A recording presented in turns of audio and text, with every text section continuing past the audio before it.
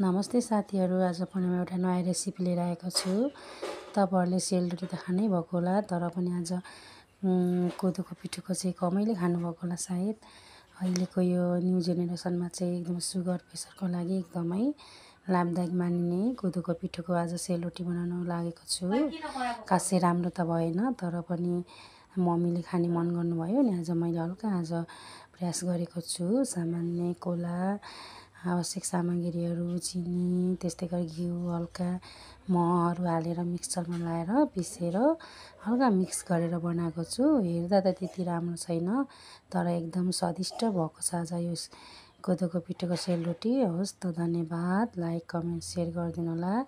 मन परेमा हजुरहरूले मेरो भिडियोलाई लाइक, कमेन्ट, सेयर अनि मेरो च्यानललाई सब्सक्राइब गरिदिनु होला। हवस्, धन्यवाद।